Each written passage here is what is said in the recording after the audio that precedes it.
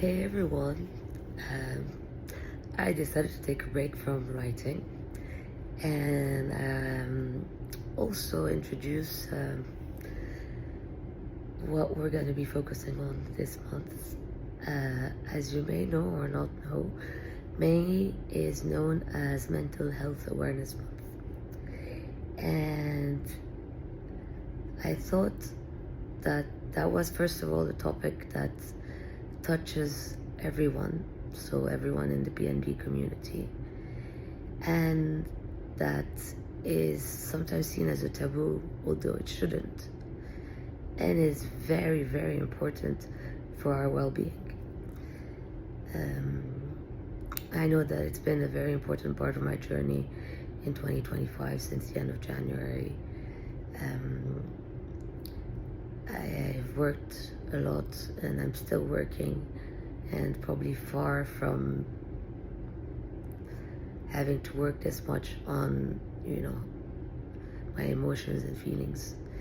Anyway, so I thought, why not have Ilea answer any of the questions you may have.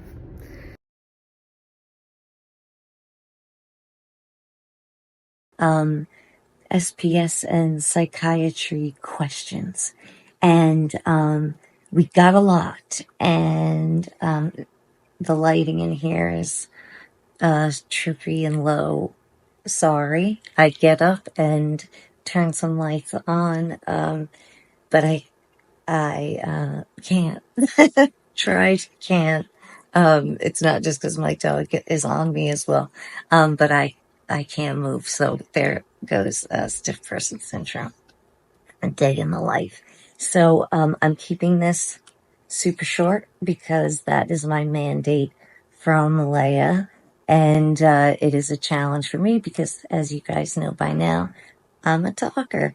So I think I took a look at all the questions that came in and tried to pick common themes where I could kind of lump in and, answer sort of a bunch in one question. So I'm going to start with this one, and then we're going to continue this series as needed, as you guys like it. Why is there still so much stigma regarding mental health care? This is a big one. Lots of people brought up the word stigma, in fact. And so I am a trained psychiatrist. So on the mental health team, I would be the doctor, the MD or the DO, prescribing the meds, being the head of the team, and working with all the other disciplines, nursing, if you're lucky enough, inpatient pharmacology, and definitely outpatient. These days, what we call mid-level providers, which are advanced nurse practitioners and physician assistants, PAs, and they prescribe as well. So these days, it's a more complicated team, but if you're on it, you don't feel it's complicated. You sort of know your role. Psychologists, they'll come in for, neuropsych testing, certain kinds of specialized therapies. And so there's that. That's also a question. What are all the different people, on the mental health team? What are the disciplines? So that was a little bit of that. But the question here is, why is there still so much stigma around mental health? And so I broke it down so that I wouldn't go too long, and I'm probably going too long already. This is what, we're never giving personal medical advice. That's our disclaimer on Heart to Heart.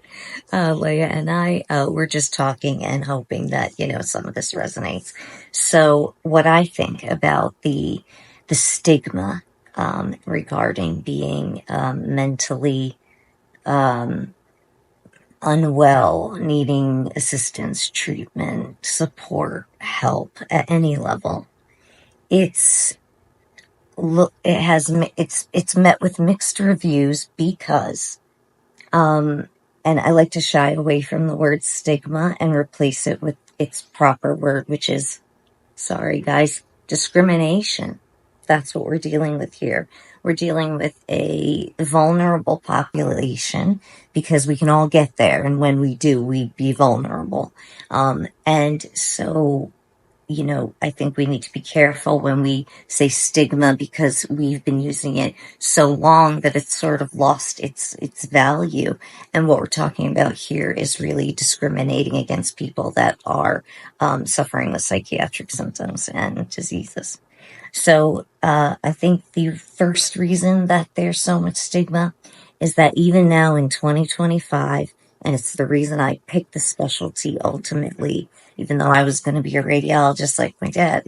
My dad is a psychiatrist turned radiologist.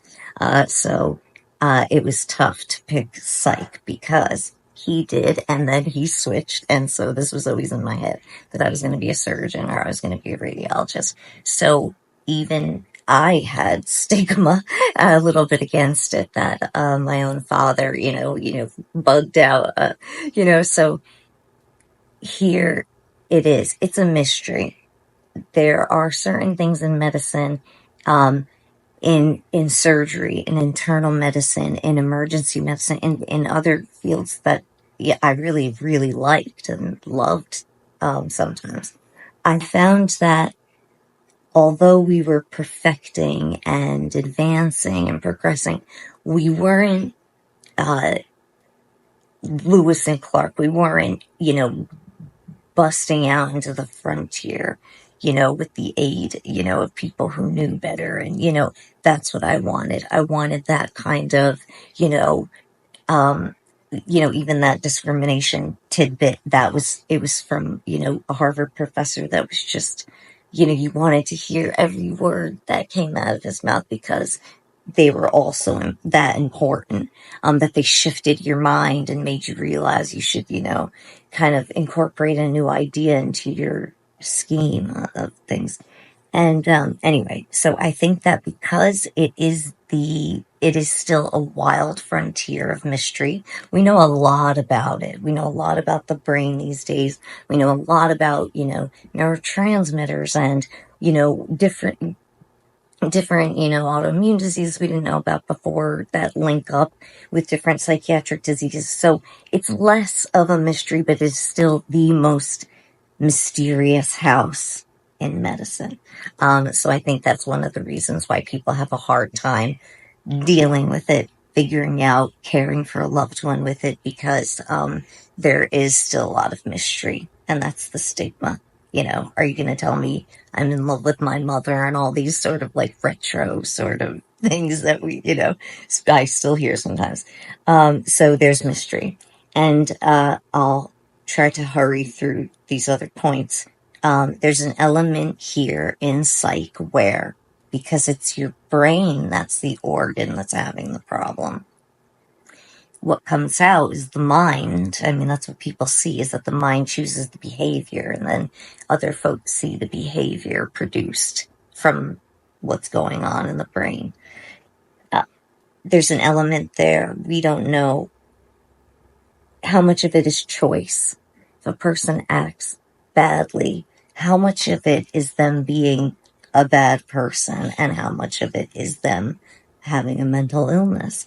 That's a really tough thing. It's tough for seasoned psychiatrists. So I would say that, I get it, why the lay population might feel, that this is something that's sort of hard to get.